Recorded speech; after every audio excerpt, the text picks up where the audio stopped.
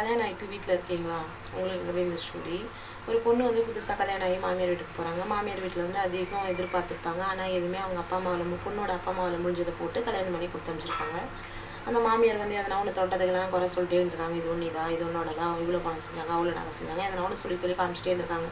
எல்லாமே மனசளவில் தாங்கிக்கிட்டு வீட்டுக்காரங்க நல்லா தானே பார்த்துக்கிறாங்கன்னு சொல்லிட்டு அவங்க கூட இருந்திருக்காங்க. வாழ்க்கை போயிட்டு இருந்து 1 வருஷம் ஆயிடுச்சு. குழந்தை தங்கியிருக்கு.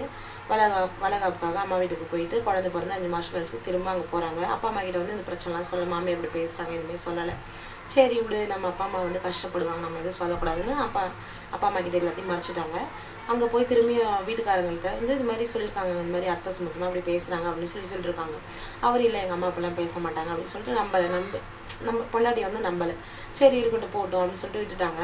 திரும்ப வந்து எதனா ஒன்று சொல்லி இந்த பொண்ணு வேணாம், இல்லை வேறு பொண்ணு நம்ம கல்யாணம் பண்ணி வச்சிடலாம், இங்கே வரன்றிருக்காங்க எதனா ஒரு கதை அந்த பாப்பா முன்னாடி பேசி ஏற்கனவே குழந்தை பிறந்து அந்த குழந்தைய வச்சுக்கிட்டு மேனேஜ் பண்ணிட்டு இருக்காங்களா, இந்த மாதிரி அது இதுன்னு பேச அவங்களுக்கு டிப்ரெஷன் அதிகமாகி பேசாமல் நம்ம எதனா பண்ணிக்கலாமா, நம்ம அப்பா அம்மா கிட்டே நம்மளால சொல்ல முடியல, நமக்கு நம்மளே இப்படிலாம் பண்ணுறாங்க, எதனா ஒன்று பேசிகிட்டே இருக்காங்க, நம்ம குழந்தைக்காக தான் நம்ம இருக்கோம் அப்படின்னு சொல்லிட்டு ரொம்ப திங்க் பண்ணிட்டு நம்ம சரி நம்ம வீட்டுக்காரங்கள்ட்ட சொன்னால் அவங்களும் வந்து அம்மா பேச்சு தான் கேட்டுட்ருக்காங்க.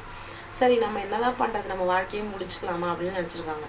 அந்தமாரி ஒரு கெட்ட எண்ணம் வரக்கூடாது அப்படின்னு சொல்லிட்டு நம்ம பிள்ளைக்காக நம்ம வாழணும்னு சொல்லிட்டு அவரை விட்டு பிரிஞ்சு வந்து வாழ்ந்து வேலைக்கு போய் அந்த பாப்பா வந்து நல்லபடியாக வந்து வளர்த்துறாங்க. அதே தான் உங்களுக்கு சொல்கிறேன். ஒரு குறிப்பிட்ட ஸ்டேஜ் வரைக்கும் உங்களால் எந்த அளவுக்கு கண்ட்ரோல் பண்ண இருக்க முடியுதா இருங்க. அப்படி இருக்க முடியல, மியூச்சுவலாக சொல்லி பிரிஞ்சு தனியாக போய் வேலைக்கு போய் உங்கள் பிள்ளையை நீங்களே பார்த்துக்கோங்க. நம்ம பிள்ளைக்காக தான் அப்பா அம்மா ஒன்றா இருக்கணும் அப்படின்லாம் எந்த ஒரு அவசியமும் இல்லை. என்னோடய சேனல் சப்ஸ்கிரைப் பண்ணிக்கோங்க.